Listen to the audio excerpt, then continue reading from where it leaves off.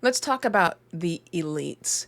Um, it is not just among the conservatives that we have heard from politicians and pundits that we shouldn't trust the authorities. A distrust of people, experts, has arisen in all fields of politics these days. There are liberals who don't trust vaccines at this point because they don't trust the experts. But this is all absolute bunk. The people that we're being told not to trust, the elitists, so-called elitists, are not elitists at all. They're just working class people. At this point, the average salary in the United States is like $59,000 a year. So keep that in mind. That's the average salary. That includes everybody from the lowest paid worker all up to the highest paid CEO, which is the CEO of TPG, who earns just in salary almost $200 million a year. Now, the median salary for a school teacher is about $53,500. The average professor salary is about $90,000, and that's usually somebody who has a PhD and probably a lot of student loans. However, the average salary for a CEO, according to Glassdoor, is somewhere between 252 to 470K per year.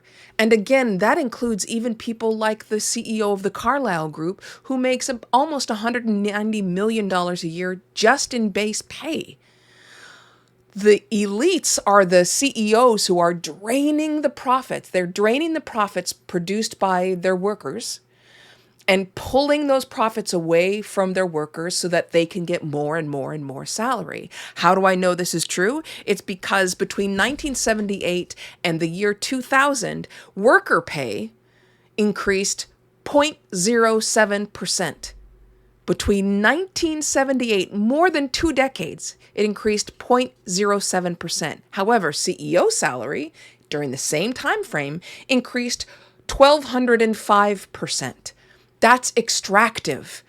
And this whole narrative that we shouldn't trust the elites, which I guess translates to people who have an education, people who have worked long enough in a particular field to become experts, is absolutely ridiculous. It's just being used to manipulate people so that they can easily believe lies because they're not listening to the experts. And I ask you this, if you have worked in any field for any field of time, I don't care if it's chemistry, the average salary for a chemist in the United States is about 66,000, or biology, the average salary for a biologist is about 67,000 a year.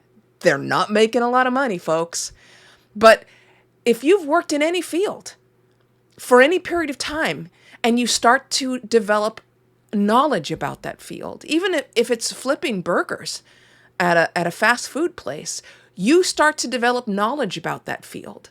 So that if I have the choice of hiring somebody who has been working the grill at a fast food place for 3 to 5 years, as opposed to someone that I have to train from the ground up, I'm obviously going to choose the person with experience. I'm obviously going to choose somebody who has become an expert in their field because that's what they've focused on for years. Which plumber do you want to hire? The one who has been working with plumbing for 10 years, or the one who just came out of high school and is learning on the job?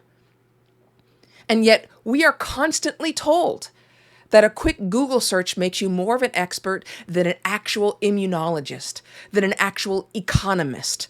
And we look at pundits like Charlie Kirk, who has no expertise in anything, and we're supposed to take his opinion over people who actually have worked in that field. They have made mistakes and learned from them. They have acquired knowledge.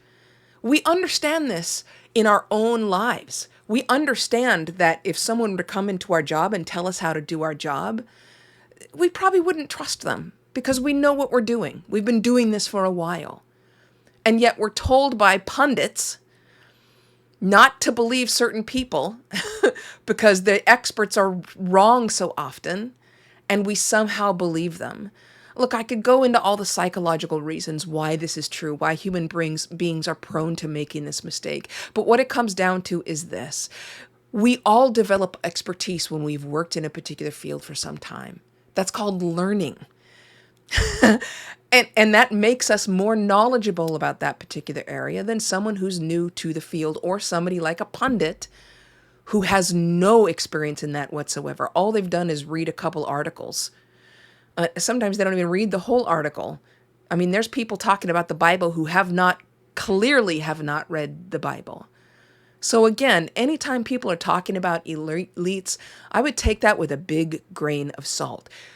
It is the politicians that are the elites. Marjorie Taylor Greene, at this point, her net worth is $11 million. That's according to information that came out of a 60 Minutes interview. More than half of politicians in Washington are millionaires. Most of them are elderly, white, and male. They do not represent the American public.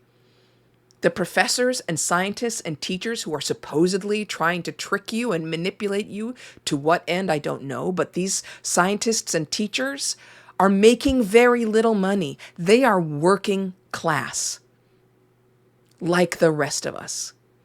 They're not the elites. The elites are the elites. Thanks. Have a good day. And as always, please, please be kind.